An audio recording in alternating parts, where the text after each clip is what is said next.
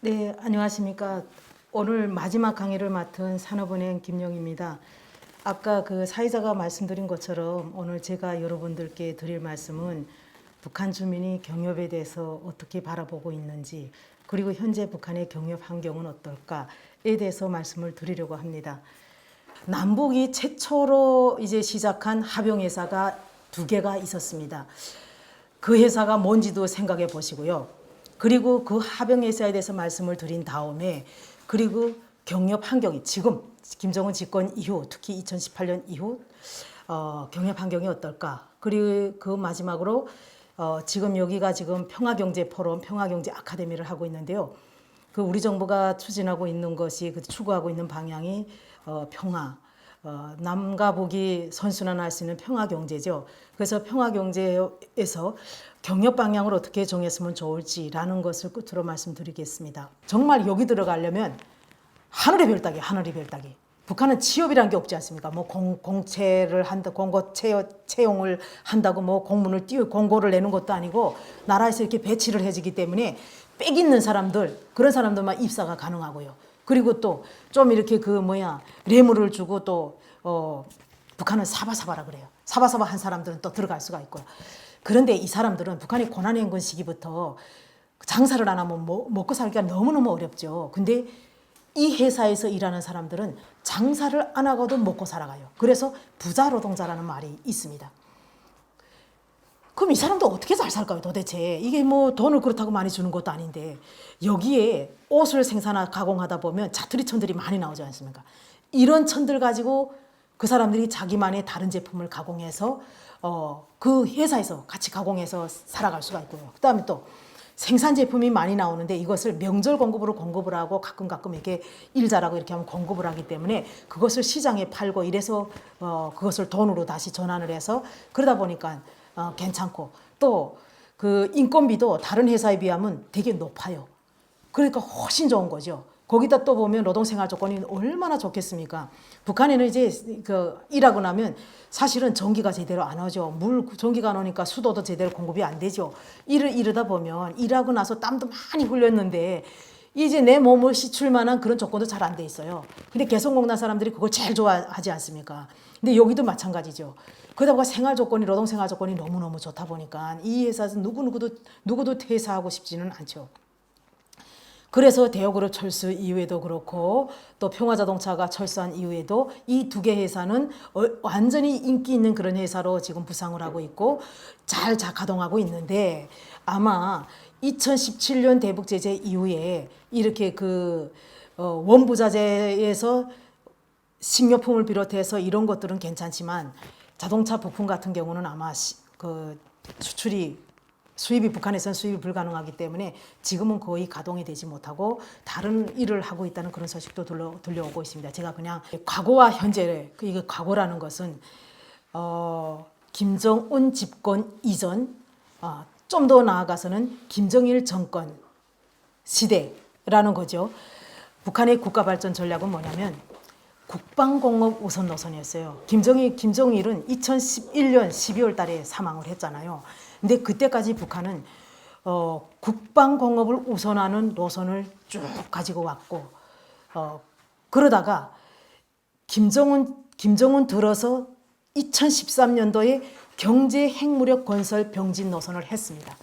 그러다 보니까 제가 여기다 각오라고 한 것은 김정일 때의 국방공업 노선하고 김정은이 집권하면서 2013년도에 경제 핵무력 건설 병진 노선을 제시를 하고, 현재로서는 언제냐, 2018년도에 경제개발에 올인하는 노선으로 전환을 했을 때를 제가 그 시점을 얘기를 하는 겁니다. 그리고 그러면 결국은 어떻게 되겠습니까? 2018년도에 평창 동계올림픽을 계기로 해서 남북의 이제 그 관계 개선이 되고 정상회담이 이루어지고 북미 정상회담 이렇게 하던 그 시점입니다. 그래서 이게 국방공업 우선을 하다가 김정은 집권 이후에 경제 핵무력 건설 병진으로 돌아섰는데, 경제 핵무력 건설 병진하고 국방공업 우선 노선하고 어떤 차이가 있을까요? 저는 국방공업 우선이 더 무서운 노선이라고 생각을 해요. 왜? 국방공업은 핵이라든가 미사일 개발이라든가 국방에 다 들어갑니다. 그러니까 모든 투자라든가 모든 기술이라든가 모든 과학자 연구라든가 이 모든 것은 과학도 국방과학, 경제도 국방, 투자도 국방, 모든 게 다 국방이라는 거죠.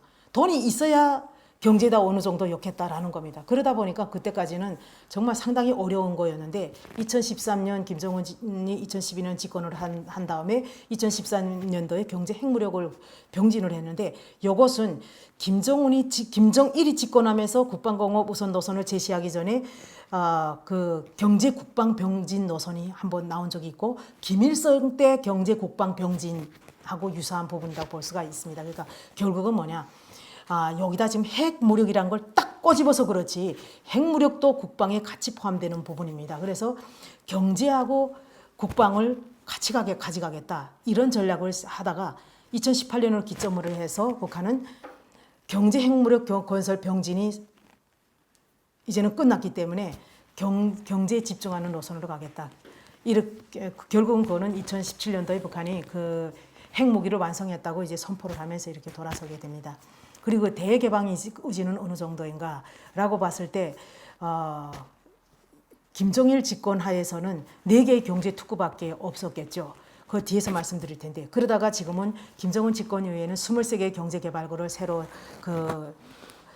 지정을 했고요. 뭐 아직은 그렇게 추진되지는 않았지만 일단은 지정을 했어요. 문을 열었죠. 열개순이 들어와라 한 거죠. 그런 거 봤을 때는 대개방 의지가 과거보다 강하다라고 볼 수가 있고요. 정치군사적 리스크 같은 경우도 2018년을 기점으로 해서 그 전에는 정말 뭐 맨날 전쟁이 아니냐, 전쟁이냐, 북한의 핵실험, 미사실험 리스크가 엄청 컸죠. 그러나 2018년을 기점으로 해서 남북 간의 신뢰가 어느 정도 구축이 되고 비핵화를 통한 리스크 완화를 하겠다고 이렇게 회담도 하고 뭐 정상회담도 진행을 하고 뭐 이렇게 왔지만 지난해에 그 하노이 정상회담 불발이 되면서 지금은 이렇게 남북 관계가 위축돼 있고 또 좀 악화에 되고 있지만 저는 이것이 그 2018년 이전의 그 긴장 상태 그 정도는 아니라고 생각을 합니다.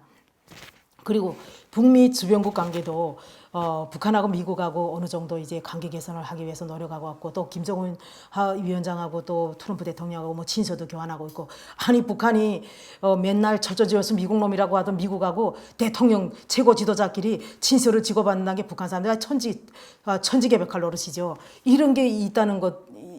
이런 조건이 조성됐다는 것 자체도 어느 정도 그래도 관계 개선이 이루어졌다고 볼 수 있는 측면이라고 보겠습니다. 그리고 그러다 보니까 이게 전체적으로 보면 2018년을 기점으로 해서 이게 그 경협 환경이 아주 안 좋던 데서 긍정적으로 이렇게 변화된 것은 아닐까. 그 지금 약간의 지금 가도기를 거치고 있지만 북한의 이제 경제 23개의 경제 개발을 하는 그 대외 개방 정책을 추진을 하고 있기 때문에 빠른 시일 내에 이런 것들이 회복된다고 생각을 합니다. 북한에서 제한적인 개혁 개방을 하다 보니까 우리 한국 기업이 진출할 수 있는 여건이 긍정적으로 좀 바뀌고 있는 건 아닌가 싶어서 이 말씀을 드리는 겁니다. 왜냐하면 이제 진출 기업이 생산 제품 향후 이제 여건이 좋아져서 남한의 기업이 진출하게 된다면 생산 제품에 대한 북한 내 소비 여건이 조성됐다고 보고요. 또 그다음에 북한 제품이 한국 유입 조건도 조성이 되지 않았냐. 유명 상포 이런 것들이 북한에서 생산이 증가되기 때문에 북한 제품을 저렴하게 한국으로 반입할 수 있는 그런 요건도 있다.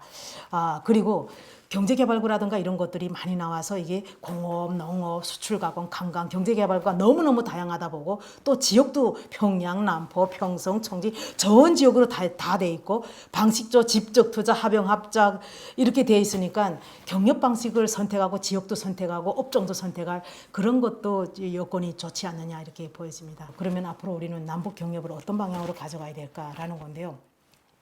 우리가 대체로 북한으로 들어가면 그래 북한이 싼 노동력을 활용해서 돈 많이 벌어야지 이렇게 생각할까요?